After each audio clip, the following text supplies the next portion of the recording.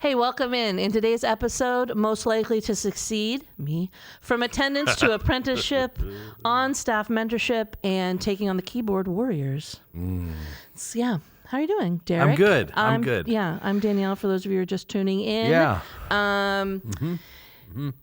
There's a lot going on. I know. It feels like a whirlwind of sorts. I don't know if it's just the time of year, the stuff that's going on in the world mixed with work. It is. It's a lot. It feels like things are ramping up. I was talking to somebody yesterday and they were like legitimately overwhelmed, and like at 2:00 they were like, "Is it okay if I just leave?" I was like, "Yeah, it's something's going on. You can leave." I see that look in your eye. Yeah, you better are get out sleeping. of here. Yeah, you can go. Yeah. But it's beautiful fall time in know. Erie, PA. The weather's been gorgeous here. It has. It's really warm and lovely. We had the northern lights again the other Yeah. night. Why are we getting? I'm starting to get. I know it's a beautiful thing, but I'm also personally starting to get concerned about the amount of northern lights we're getting. The celestial Why is events. this happening? Too many celestial Yeah, everyone's events. like, "Ooh, go see them." I'm like, again? We already got them like 8 times. The sun blowing up? Everyone's just la-di-da about it, but the sun's getting closer. Something's happening in like 4 days. Everyone's going to be like, should have listened to Danielle.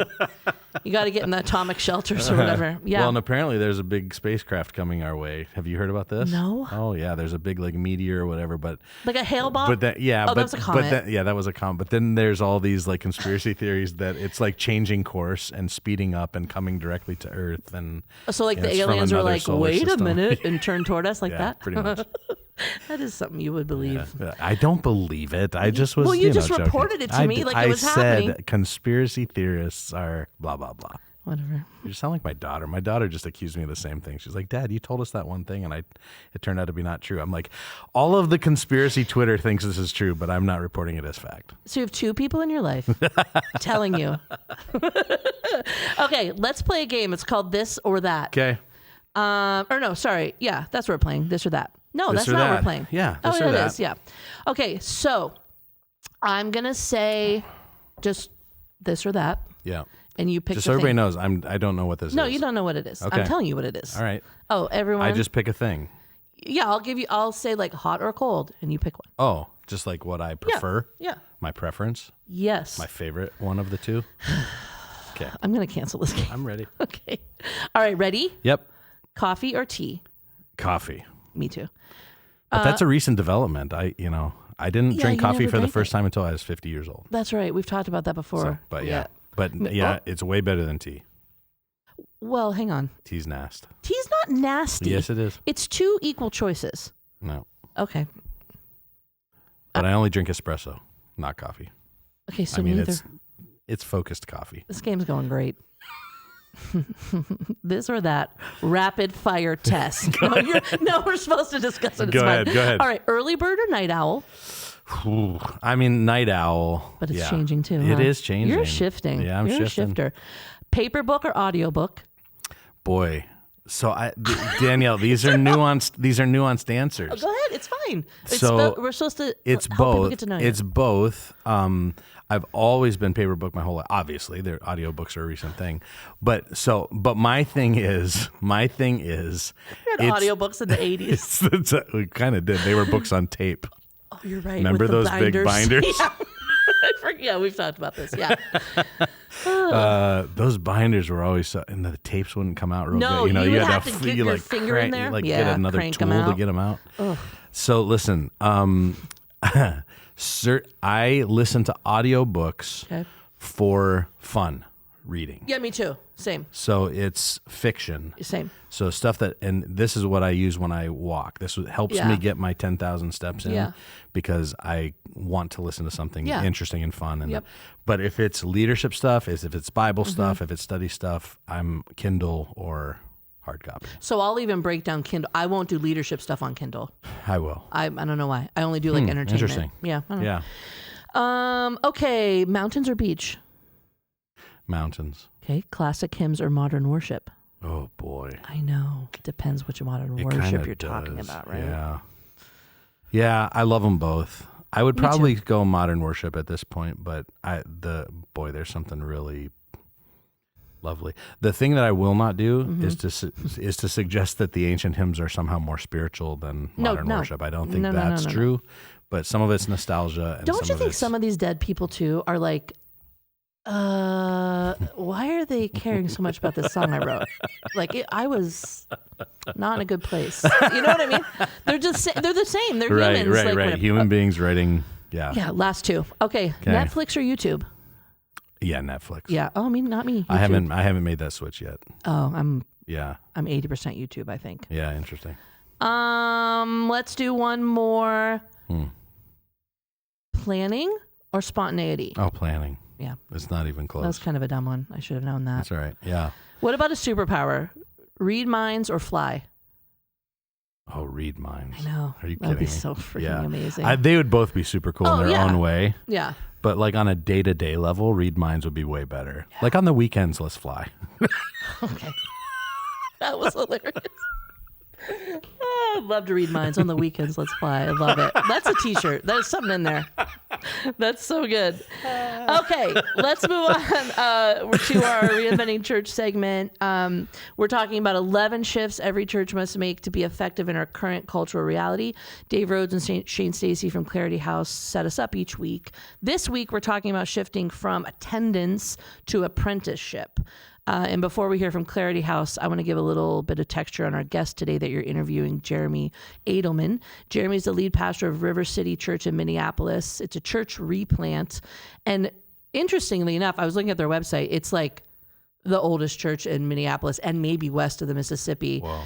And if you go to their website, they literally have this amazing, I think we need to do it. We need to steal it from this amazing history scroll that feels like you're walking through a museum. Like it's all it's really beautiful. It's really cool. So I think our church is old too. The oldest church in that area is saying something because there's a lot of early stuff that happened. They have stuff like got in the wagons and took the pioneers over and planted a church and planted a church and planted a church. Like it's really cool.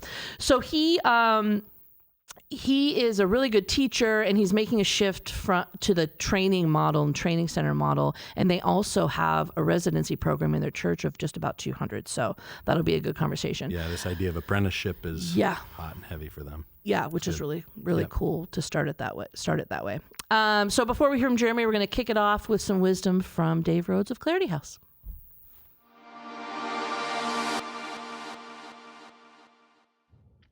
Hey, pastors and leaders, got a question for you. How do you think about, define, or measure success? I remember watching one leader that I deeply respect answer that question. He was asked, how do you define success? And I love his answer. He said, I don't define it, I redefine it. Well, that's what I want to talk to you for a few minutes about in this video. How do we redefine success? Now, before we get there, we got to understand that most of the time when we think about success, we are only thinking about what we can see.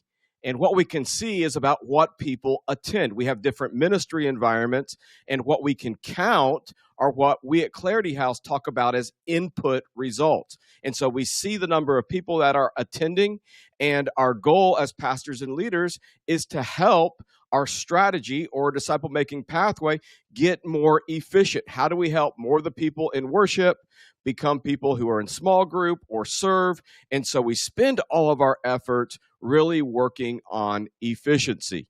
Well, in this video, I want to suggest to you, while input measures are important, there are another couple ways in which we want to think about measuring success, which are equally or more important. So in a church, I want to suggest to you, we don't just have input results, we have what we call output results. And output results are really the kinds of people that we're creating. In other words, are our ministry environments creating a kind of person? At Clarity House, we talk about this in helping churches really answer this kind of question. What kind of disciple is your church designed to create that your community desperately needs more of? And a problem with discipleship so many times is that it means so many things that it's not that it means nothing, it's just that it means so many things that in the end it means nothing. So helping teams get a shared vision of the kind of person that they are creating. Then one other kind of result is really impact. And that is really, how do we measure the kind of change that we're hoping to see, not just in our church, but in our community?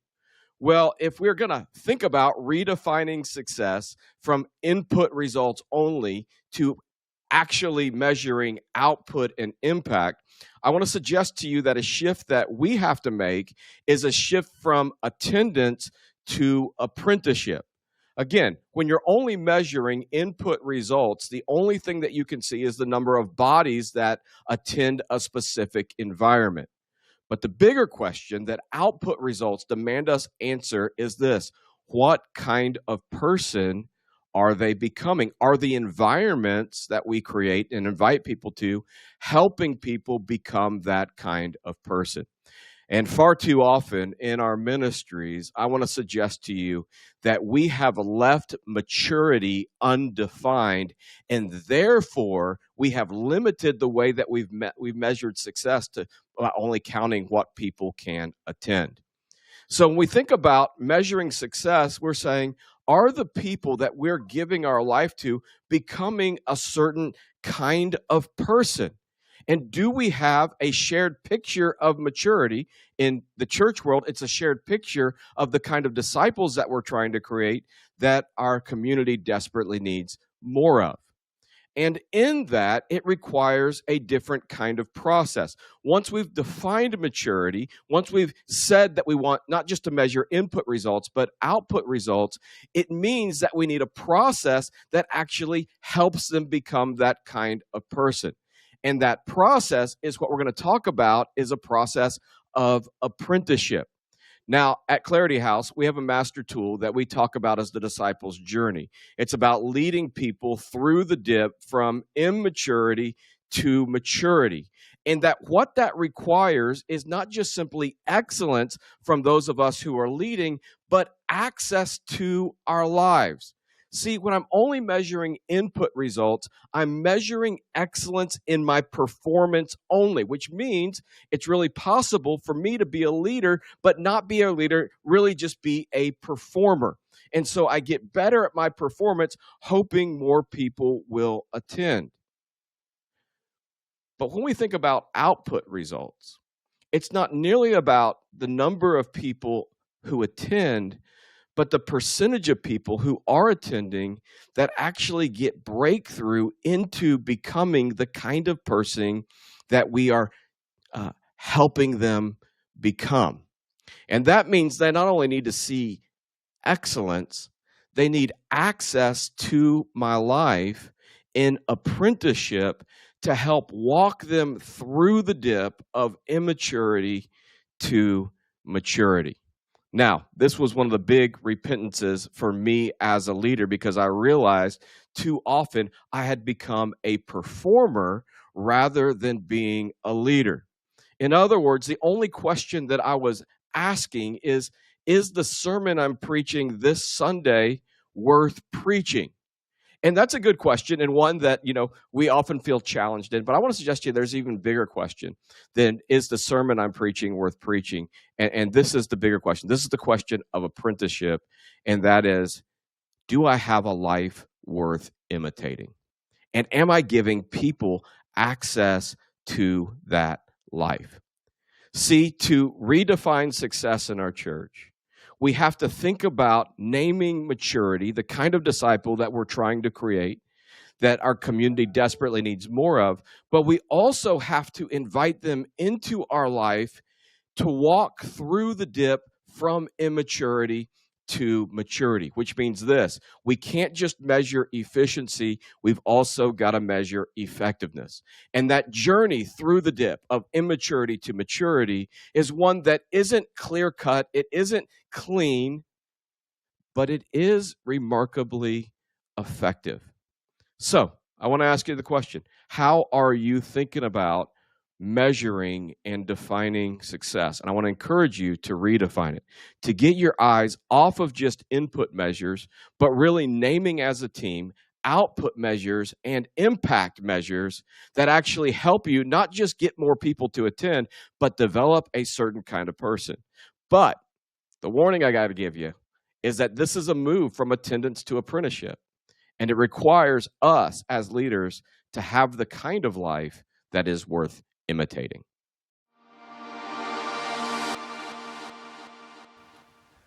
All right, good words from Dave Rhodes, thinking about how do we measure success as a church from the input measures only to output and impact. And I'm so excited to be here with Jeremy. Jeremy, so good to have you, man. I'm Hey, thrilled Derek. to be talking to you today. Heard so many good things about you and your ministry, and can't wait to unpack some stuff. Yeah, How are same. things in I'm excited to Minnesota? be here. Today's beautiful. I feel like we're in the middle of the idyllic fall that Yeah, Minnesota gets for, 3 days out of the three year or days. whatever. Yeah, exactly. We all love Before, fall and then it's gone. yeah, before the devil arrives. That's right. So, hey, you're part of this really historic church. I know Danielle set us up a little bit, but just I would love to hear. I mean, like the really old pioneering church, like way Yeah. back to the, and we actually have some family roots. My family back in Minnesota as well. From my wife's family has an original homestead in Minnesota that like the Oh, first wow. people that ran west are still own the same property. So it's wild to think about that area of our country. So just talk a little bit about and really just kind of tie it into what we're talking about today, and how that pioneering spirit maybe in your church has kind of carried over to some of the stuff that you guys are doing. Yeah, so one of the things that's been really important for us in our replanting journey and some of the shifts we've made is that we've wanted to recapture the pioneering spirit that started our church. That's one of the ways we've talked about it. So in 1853, so 172 years ago, this little group of 10 men and women gathered in a home in Minneapolis to plant a church. And it grew over that time and planted churches throughout the Twin Cities, started this incredible rail car ministry, planting churches out on the Western frontier. Just these pioneering moves, a deep trust in the Lord. And it peaked in 1935. Almost 3,000 people were part of the church at that time. And then Whoa. it went through 88 years of consistent numerical decline by the time we replanted. And so it's this rich history and so many beautiful things the Lord did through the church and continued to do even in those years of numerical decline. But as we talked with our church, we went all the way back to the early history, saying we want to recapture that pioneering spirit that planted churches, that reached a city. It's easy to think about that peak attendance as the glory days, but we really wanted to recapture the early movement and invest in church planting now and making disciples, and so we're still thankful for the history, and it's been fun to uncover much of what the Lord did. That's incredible. We talked a little bit beforehand. I think we could take a whole episode or two probably talking about history stuff, and it is fascinating as a backdrop for what you got. And just real quick, like when you say church replanting, can Yeah. you just give a 2 sentence definition of what you mean by that? Yeah, when I talk about replanting, I'm talking about what you could maybe characterize as a death to life journey. It's where a church intentionally dies to what was, recognizing that legacy, but also restarting something totally new. It's like the parable Jesus uses about the seed that falls into the earth and dies, that new fruit would come. When a whole church does that together, and that's what we did. So we shut everything down and went through a core team phase. We sold our old building that was 70,000 square feet downtown Minneapolis. It was just way too big for a church of our size at that point. Wow. And then went through a core team phase and then relaunched, much like a church plant. So in some ways, we're like a 2-year-old church and a 170-year-old church all at once. Wow, that's incredible. That's a good word. I mean, I just think there's such interesting lessons even in that.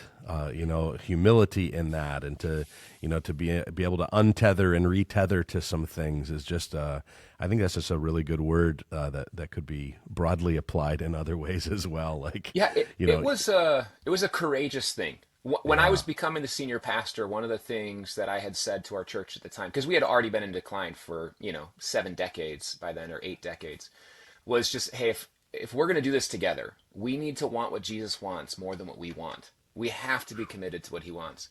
And I watched members who were born in our church be willing to vote to die to what was, wow, and to sell a building that was the only building they ever knew. wow, And it was courageous from the members who were willing to do it. And by God's grace, really a miracle has happened, and we've grown for the first time in 90 years. And so I'm just so thankful for the saints who have gone before us, who were faithful to our church, and the courageous members who were still around and willing to vote to die to what was and to start fresh. And yeah, it's an incredible thing that they've been willing It to. really is, and thanks for sharing that story. And great leadership, by the way. But also just I heard back in the day, just it takes an unselfish church to grow, and no matter what form that growth takes, the body of the church needs to be unselfish in order to position itself or posture itself to reach more people. It's just part of the formula, and man, this is like a prime example of that. So anyway, we better get into the topic at hand. The topic at hand is from attendance to apprenticeship. And so when you hear that shift framed that way, how would you describe what that means in your own words and maybe what it's meant for you guys? Yeah, well, the language of attendance to apprenticeship, what comes to my mind is how easy it is for us to want to measure the crowd that shows up on Sunday. And attendance then becomes the mark of success. And of course, we all know, I mean, we do want to grow. We want to reach more people. We want to see more people encounter the Lord. So attendance is not a bad thing. It's not. I want to be careful that I don't frame it as some negative thing for us to want. But it's just an inadequate measurement of what God calls us to and what faithfulness looks like in leading a church. And so when I think of apprenticeship as one of the lead measures and one of the things we prioritize, it reframes our goal. And so our goal changes from who shows up on Sunday to what's happening in their lives. It changes from just how many people do we count in our small groups to the conversations that are happening in the small group and whether it's producing the kind of disciples God has called us to make and multiply. And so it shifts in my mind what our primary objective is as a church. It's not just about growing the crowd on Sunday, but about the apprenticing to Jesus. I mean, this is the language that, was used so often in the New Testament, this idea of apprenticeship. And we can learn a lot from other industries that still use the language of apprenticeship. I think about the trades. My brother is an electrician, and he was an apprentice to an electrician, and he walked alongside the master electrician for years as he learned how to be an electrician himself. And that sort of replication, being an apprentice to Jesus, and then also learning how to be an apprentice to other mature disciples, shifts the way that we think about ministry. And so that's what comes to mind. Yeah, it's so great, and there's a lot there to unpack. And so I want to circle back, but I think it's funny. We've been having obviously conversations around our church too about these same matters, and it's interesting because it is hard to figure out what do we measure. What is it then that we that we kind of hang our hats on in terms of are we making progress or not.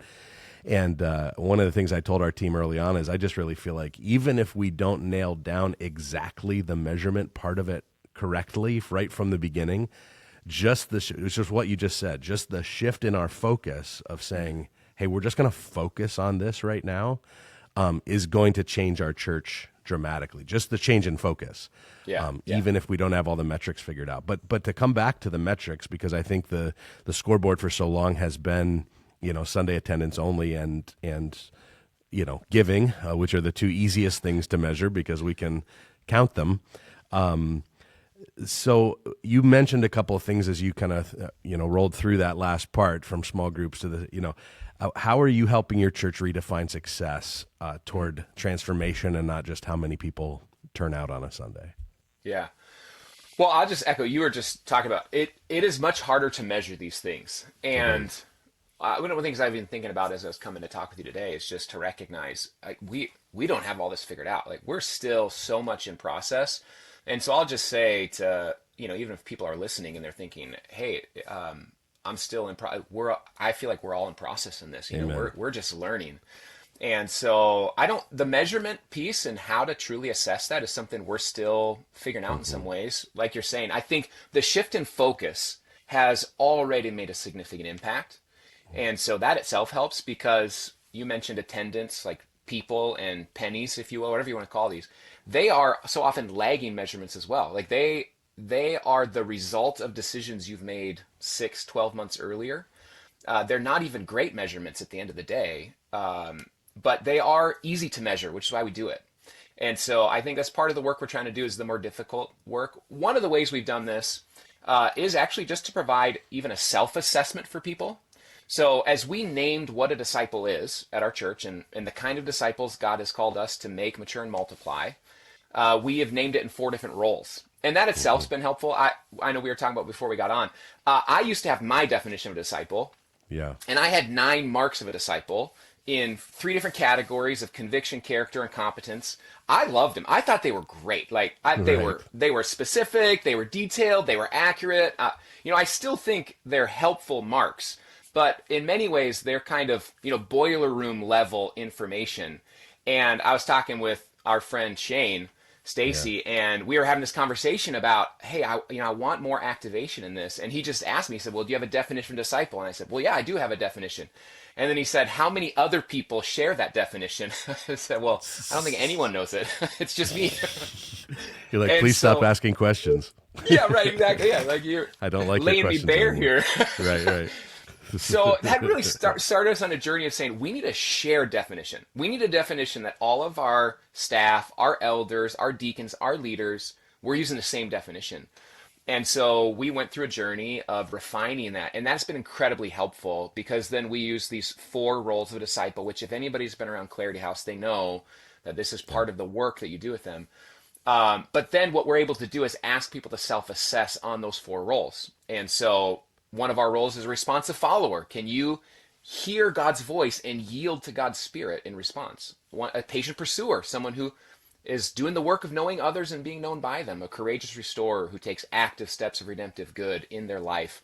And a winsome witness whose words and way of life communicate the disruptive and surprising hope of Jesus. So we've got these 4 roles, and then we can ask someone to say, hey, how are you doing as a responsive follower? And their self-assessment itself is a massive help to us in the ability to say, how are we doing at this? How are they growing at this? And then start to point them to tools and ways to grow in those 4 roles.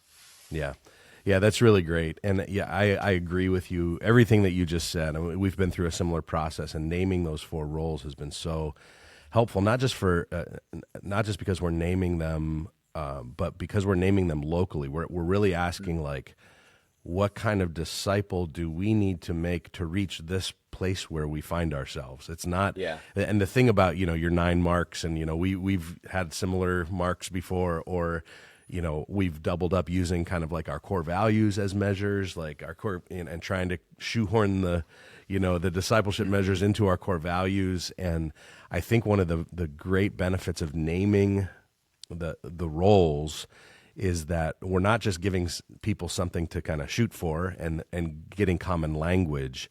We're also naming it locally, that this is the kind of disciple that we want to create for this place and time. And it's all biblically based. It's not like we're coming up with some crazy stuff out of the blue, right? Same with you, but it's that ability to do that. And I love the self-assessment thing. We're exploring some similar things of, like, how do we help people? Because really, in the end, we just want people maturing and growing and seeing progress in their spiritual life. And so that may not come out in a measure of, what rooms they're sitting in, because they can sit in lots of rooms and still not be making spiritual progress. So I love the self-assessment thing. I think that's really strong. So, hey, you're as this replanting thing happened, you're leading a young church, an old young church, as we described, under 200 people, so a smaller church. But how do you see your size as an advantage when it comes to thinking through this, like, apprenticeship model instead of just attracting a crowd? Yeah, that's great. Well, there's a couple thoughts. One of them is that we have a lot of flexibility right now. In many ways, we sort of stripped everything to the studs, in our journey. And so we've had the ability to make shifts has been helpful. So we've been incubating a lot of things. And this is something I think any church can do, but it's nice when you're small because you don't feel like you have to get something from I'm inventing it and building it to now I have to deliver it to a significant number of people in a short amount of time. So we're incubating several different ways of training our people in these roles. And so one of them, for example, in our winsome witness role, we want our people to be having relationships with their neighbors to be able to communicate the gospel in a way that is disruptive and surprising, and to be able to engage in spiritual conversations with neighbors, coworkers, family, friends, etc. And so we're trying to learn what's a good tool. How can we train people to do that? So one of the things, and that's something I want to grow in. So I gathered a group of about 8 of our leaders, and I kind of had this posture being a first-in learner. And we actually reached out to a church in Kansas City that's doing an amazing job of using Discovery Bible studies to engage their neighbors. And so we reached out to them and said, hey, we'd love to learn from you. And so this little cohort of our members have been meeting with someone from their church to just learn from them about how to engage neighbors in this way. And that's been incredibly helpful in our ability to do that, because we're small. We have 10 leaders gathering. Well, that's already, 10 to 50, whatever percent of our church. Yeah. And when that gets in the water at that level, the ability for that to continue to multiply is just really helpful. So I think it's helped us be able to incubate some things and learn together without feeling the rush to feel like now we have to find a way to get this to everyone so quickly.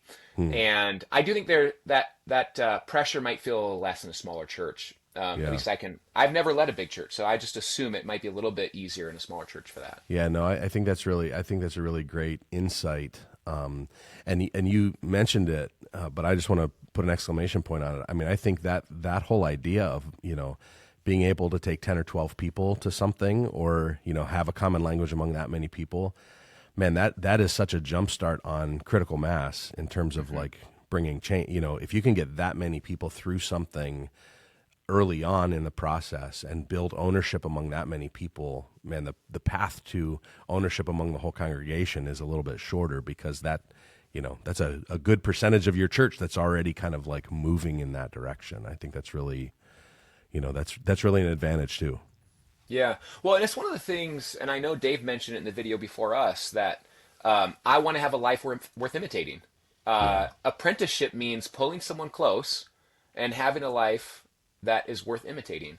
And I was just challenged to say, I'm not having the kind of spiritual conversations with my neighbors that I want to be having and that I want our people to be having. And so I can stand up front all day long and say, hey, go reach your neighbors, have spiritual conversations, make disciples, all that, live as a winsome witness. But if I'm not doing it, then I can't train others to do it. I don't have a lot of business just telling everybody to go do something I'm not willing to do. That's really And so it was a challenge for me to say, you know what, I want to step into this. I want to learn how to do this right alongside of our people so that I can eventually become a trainer, so that I can be someone who is able to help teach others how to do this as well. Yeah, that's great. That's great. Yeah, these darn training environments really expose the trainers, don't they? Oh, man.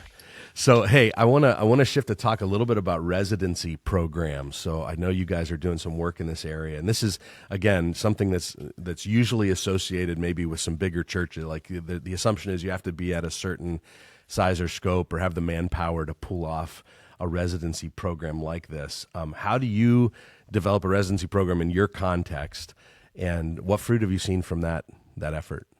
Yeah. Well, a couple things I would say about it. One, I would say if we want to be developing leaders, and we want leaders, then as the senior leader, I have to pull people close in my life. It's just not going to happen in our church unless we're doing it. And fortunately, I will say, I had the benefit in college of being discipled through a campus ministry called Campus Crusade for Christ, or Crew now. And so I had older men pulling me close my entire college career. And then as a result, I started doing it as a sophomore. I'm meeting with freshmen and I'm just engaged. So it was baked into my growth as a disciple early on. So it's something I've always wanted to do. But what I started to do is I found a couple of young people in our city who wanted to be trained for ministry. And we started an intern cohort originally. And it was simple. It wasn't, a ton of information or a ton of time. They're already in school somewhere. We relied on our universities and our seminaries to be doing some of that training. But we thought, hey, in the context of a local church, you can take that learning and put it hands-on. And so I just started pulling people close. You know, a couple of these young guys, I'd have them come over when I'm doing house projects at my house. You know, I have a young family, and so we're quite busy. So I said to them, hey, you want more time with me? I want more time with you. Would you come help me paint my walls or, you Yeah. know, do whatever project? So they just spent time with us. And then those interns stuck around long enough that eventually they became residents. And one of them, actually, we just sent out this year to be a pastor at a local church in the Twin Cities. So we've brought Wow. on another church planting resident. And so I think part of it was starting small, starting with what you can do, but it has to be part of our posture as a leader is that we're going to pull people close. We're going to invest our lives in them. We're going to spend time with them. And then those interns can become eventually residents. And I will acknowledge we have a couple of things going our way here in the Twin Cities. One, we have some local institutions. We have Yeah. a lot of seminaries and institutions of higher learning. The other thing, as a church, we have some money, which helped us be able to, and our interns, we were paying them a lot early on, but it did allow us to start some residencies maybe a little quicker than the average church could. But again, I think it was just starting where you can, and then it develops over time, but it has to come from a posture of wanting to invest. So one of our values as a church is raise and release, because we believe gospel influencers are meant to be catalytically sent and not selfishly collected. And that Wow. starts with every one of our members, that we are sending them into their workplace, into their neighborhoods, into the world. And it means our key leaders and the leaders we're developing. It means our church needs to devote some of my time to say, in your job description is developing leaders that we're going to send into the world so we can bless our region and help other churches be healthy as well. And so it took a lot of commitments early on, but I think it's possible. It just takes the first step. That's great. What a great value. Raise and release. That's a fantastic reminder. Just by way of definition, before we move on, talk a little bit about how do you distinguish between intern and resident? Yeah, that's good. Moves that needle? It's probably a little more squishy definition than I. That's all right. No, that's all right. But That's all right. I think it's just to hear you talk about both of them. I think it's important to just bring intern clarity. for us is someone who is much earlier on in their journey development. It is probably 10 or fewer hours. It's someone who is maybe not even going to be in vocational ministry at some point. They're probably at one of the local institutions, but they don't have to be. And we've done that in a cohort setting typically. Residency, at least at this point in time, we have something new now. We have a worship resident. That's new for us. So he might kind of break our definition in this way. But by and large, our residents have been pastoral residents who are feeling called to vocational pastoral ministry. Okay. And we're probably on a 2 to 3 year track with them where we're making a significant investment in their lives. They've probably been to seminary or are going or want that level of training, even if they're not in seminary. They want that type of training, and their hope is to be vocationally in ministry at some point. So it's probably a bit of a pipeline from intern to resident. Super helpful. Super helpful. So I want to circle back to kind of our main shift here. We're talking about moving from attendance to apprenticeship, and so as you've been walking this journey, and we've talked about a couple of different aspects of it, what's been the hardest part of shifting people? Like, you've got an old church, you got people that have been around for a while. This is shifting imaginations from being attenders to being apprentices, and to be a church that kind of focuses on apprenticeship.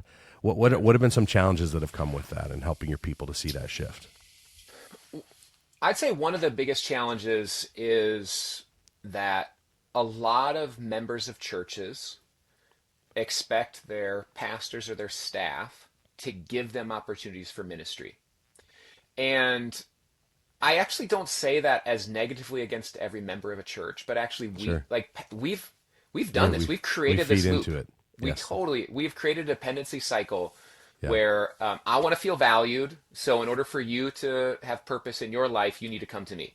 Like we create this cycle, but it's hard to break. And so one of the biggest shifts was for people to start to see their lives as the primary ministry of our church. And so this is what I would tell people when they would come to me and say, hey, I want to do some ministry. Give me some opportunities for ministry, especially as we're like stripping down all of our old programs, trying to make it a little bit more clear, and how are we doing this, less complex, less of a buffet table of ministry options, then people are saying, what do I do now? Like, I don't have as many things to plug into. And so they'd come and say, when are we going to do some ministry? Like, I want to do some ministry. And what they meant by that was, I want you to create an outreach program for me to come and volunteer at. I want to be a part of, some auxiliary ministry that I can go serve in. And what I would always tell people, and the shift I wanted for people to make is, hey, your life is the primary ministry of our church. What you do in your neighborhood, what you do in your workplace, even what you do here on Sunday, when a new family shows up and they've got 3 young kids and you're someone who is now an empty nester, your ministry can be go say hello to them, go befriend them, invite them over for lunch, care for that young family. You know what it's like to have gone through that. And so it was that sort of shift where people started to see their very lives as our ministry and the ministry that God has called them to, rather than think of ministry as showing up to something the church has put together. Now, it's not that we don't do those things sometimes. We had a Buy Nothing event in our parking lot this summer where our community could come and engage in some community activities. Like, we still do those things, but we want our church to see their lives as the ministry of our church. That's great. Yeah, I've heard it described as the Home Depot approach. You can do it, we can help.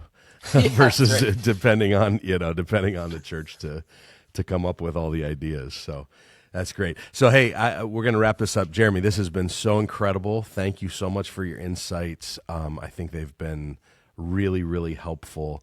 And as I think about like the broad group of pastors, church leaders that are listening to this podcast from all kinds of sizes and scopes of churches, all kind of ways of doing church, what encouragement or practical steps, is there anything that we haven't quite thought about yet or talked about, or that you want to just reinforce that we did already talk about? If somebody's interested in building a culture of apprenticeship, not just attendance, what is there any final words of encouragement that you would give to them? Yeah. Well, I'd say just 2 things briefly. 1, be patient. It takes time.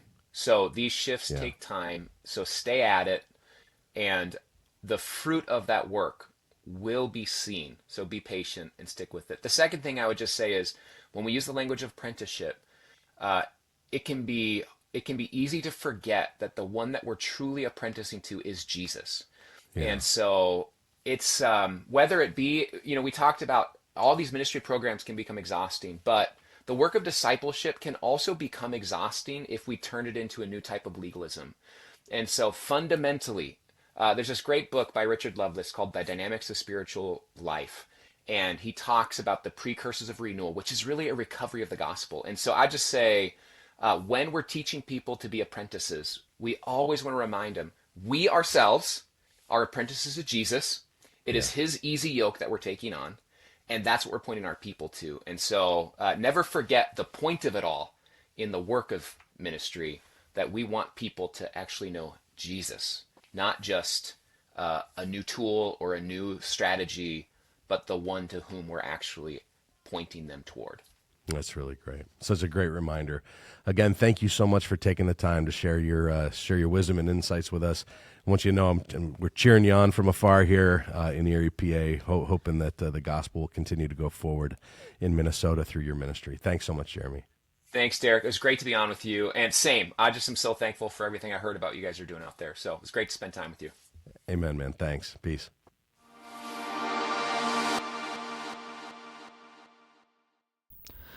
Okay, that was great. Good stuff. Yeah, hopefully it was helpful. Let's move to what happened this week behind the curtain at Grace. Yep. I have one. So I started thinking through, we have this really talented person who wants to be involved. Nick actually helped the team kind of set up this podcast studio, and he's on the worship team. He is a professor at Slippery Rock. That's a local university, semi-local, in media studies. And so he has a job. He's been doing it forever, tenured, all the things. That's one of those people that we're kind of like, that's a high capacity volunteer if they have the time. Right. If they're available, they have the time, they're passionate, he would fall like right in that lane. Yep. So our team's had several different meetings with him. High capacity volunteer, just for those who listen, we have a whole category of these folks that are unpaid volunteer leaders that we try to allow to lead at whatever capacity they want to, Yeah. or so that we have no limitations in our structure that says paid staff can only do these things and volunteer staff can do these things. We try to lift the lid so that people can rise to any part of our organization that their capacity allows. Yeah, you could supervise a traditional paid person. Yeah, exactly. You could, anything. So, so after a lot of discussions with him and the team, and just with him personally, and by happenstance this week, the reason I bring it up for this week is that I had 3 really critical conversations with 3 different volunteers this week, which doesn't normally. I'm a little bit out of that orbit. Like someone will get to me for something, but I'm not like fully rubbing shoulders with people all the time that way. So both of those other people had this exact same kind of sensibility about them. And so talked to him again, talked to Nick again, and we came up with a job description that we think is going to be really cool. And the thing that I'll read you, just kind of we do our job descriptions have like a role in one sentence, like a win. Yep. And then just kind of what you're responsible for. We try to say if you can't summarize the job in one sentence, it's too much. It's too complex. It's too you haven't done the work of really defining what this person's going to do. Especially for a volunteer for sure. So we're calling it right now. We're calling it the programming mentor. So role in one sentence is to co-create systems and processes that maximize the production team's ability to develop volunteers and leaders through and within their experience in the ministry. Yeah. So not, it could have been co-create systems and processes for the production team. Right. That would be like the task version right, of that job, which is a version. Sure. It's just a lesser vision, I guess. Yeah. So he was super excited about it. That's awesome. And what I like about this is it really does speak to this kind of Ephesians 4 mentality of like, we certainly should have job descriptions for people who are doing things around there, around our church. We would usually think of those folks as volunteers that are stepping into volunteer roles. Yeah. As soon as somebody comes into a kind of a leadership role, we want there to always be a people development component to that. I've often said, if you're a church leader and you're running around doing all the ministry yourself, you're actually not doing your job. Right. Because our job from an Ephesians 4 standpoint is to equip the saints for works of ministry, that he gave some to be apostles and prophets, the passage. He gave some to be leaders in the church, not to do all the work, but to equip the saints to do the work. And so one of the things I love about this job description is it is very equipping in its language. Like your job, your role is to mentor and equip other people, to mentor and equip other people, essentially. Yeah. Which is awesome. I think it'll be cool. We'll see what happens. But I think he's going to end up having like a little team of people who do that. Yeah. So not even just him. Just him, yeah. So he'll be able to. Yeah, amazing. Yeah, which will be really cool. Amazing. Yeah.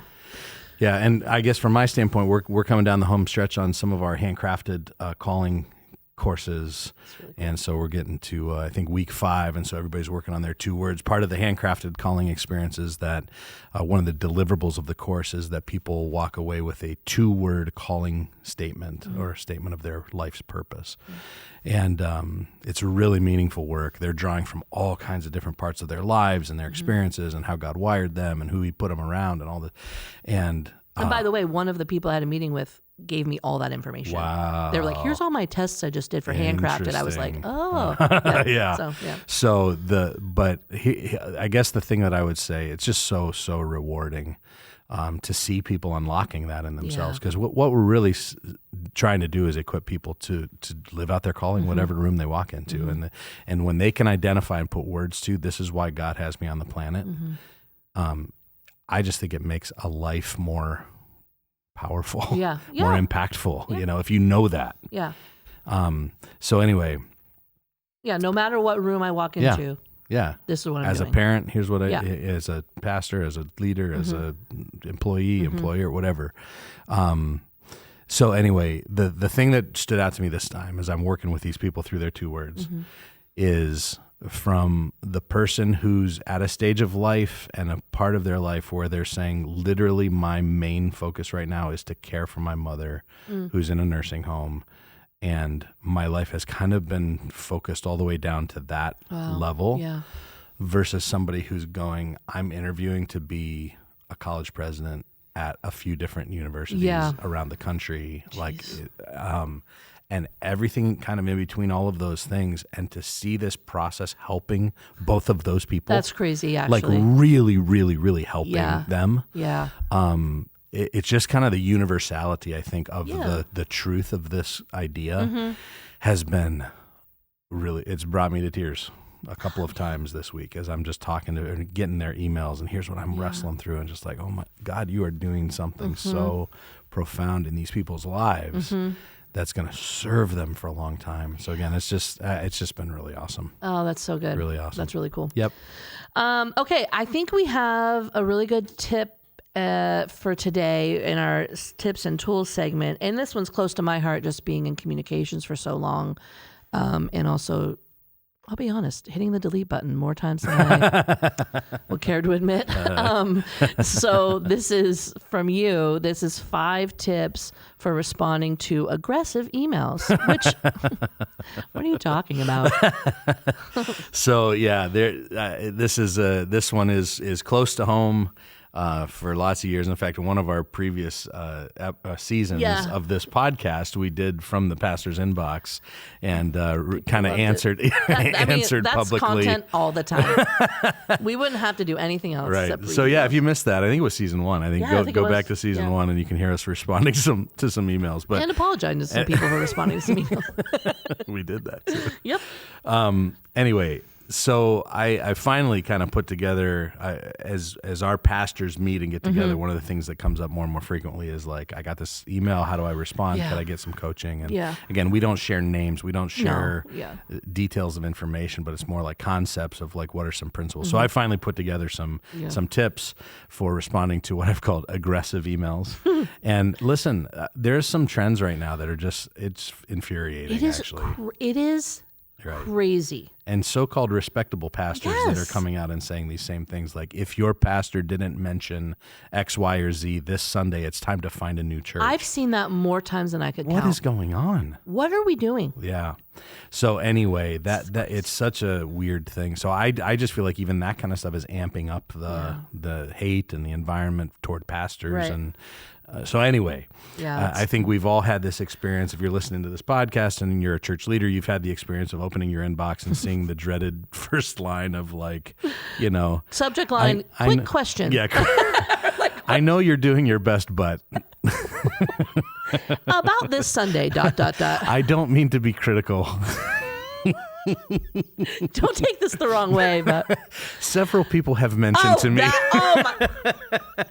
I don't think this myself, but I'm speaking I'm on writing behalf this of on behalf of anyway, several people. not to make light of these things. No, but but there I are mean, some trigger phrases there are. that church leaders are well aware There of. are. So, and so I've put together this tool. Everybody who subscribes to my email list will get the full thing. I'll just mention one thing here, Yeah. and before there's 5 tips, I'll mention one of them. And actually, kind of there's like a little pre tip, which is, you really do have to. You mentioned the delete button. Yeah. You really do have to decide who gets a response. Yes. And I will just say, my policy is, if somebody doesn't sign their name, I don't respond. I mean, I've gotten like concernedattender@gmail.com, like Right. 54328 Right, at gmail.com. exactly. I'm like, Yeah, exactly. how concerned are you?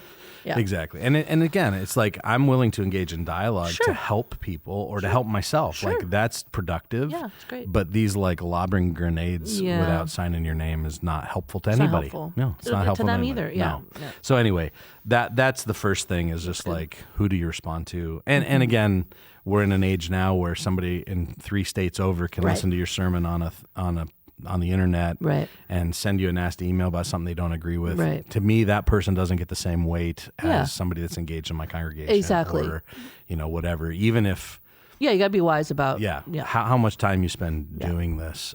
So anyway, That's good. the one tip that I would just highlight for this podcast today is to, I've phrased it, correct mischaracterizations without malice. And so I think one of the more helpful things to do, it's easy to get defensive in these things. And again, aggressive emails will often get facts wrong, Yeah. or sure. they will misassign motives. to people that are unfair. And I think it's very important as a pastor, church leader, to kindly but firmly clarify what's true without being sharp or defensive or, that kind of thing. So, I think about, things that I've heard before, every one of those worship leaders up there is just doing this for their ego. Yeah. And to be able to go, listen, I know these people. I pray with these people on our knees together in the green room before there's nobody about ego up there. And certainly ego can creep in. You want to be fair about it, but like that's a mischaracterization. Yeah, to say 20 people have. Right. Yeah. And that everybody's doing, or, our church never prays is another one I get, or one of my favorites from a year or so ago, somebody said, I've never heard a single time you mention the word sin in one of your sermons. So the accusation is it's all this fluff and whatever. You've never said the word sin. And so it wasn't hard for me just to add facts to that and just say, hey, I just did a quick search, search of my transcripts over the last 3 months, and here's how many times I actually use the word sin. So it's not being a jerk. It's just saying, hey, let's calm down. Your facts are wrong. Let me give you some actual facts, and there's no malice, and just like stating here's actually what's true, and here's what you've maybe missed or gotten wrong or whatever. So, and so I have an example. So with each of these tips comes with an example. So here's my example for correct mischaracterizations without malice. You mentioned that no one has reached out to families in crisis. In fact, our care team has been walking with several families personally. I realized that may not have been visible to you. So I wanted to clarify what's been happening behind the scenes. That's good. So again, it's just you're just correcting their perception with some actual facts. And it doesn't have to be mean or defensive or nasty. It's just going, here's what's actually, I realize you probably wouldn't see this, but here's what's actually happening behind the scenes. So anyway, I think people will benefit from that document. Like I said, there are 5 tips for responding to aggressive emails. Great. So if you want that document, that tip sheet, or any other resources, you can always go to dereksanford.com/reinventing church for those. I think that's it for today. That's it. Okay. So if you like the episode, you can tell us by leaving a rating or review, or, send an email. With some good facts, and you'll get a response. Right. We do read them all. You don't want to miss what's coming up next. We're finishing up the second half of these shifts that we're going through, and we'd love to have you join us. Feel free to share this with someone that you think might enjoy it. And like I said before, for detailed show notes, related resources, you can go to dereksanford.com/reinventing church. Thanks for joining us. We'll see you next everybody. time. See ya.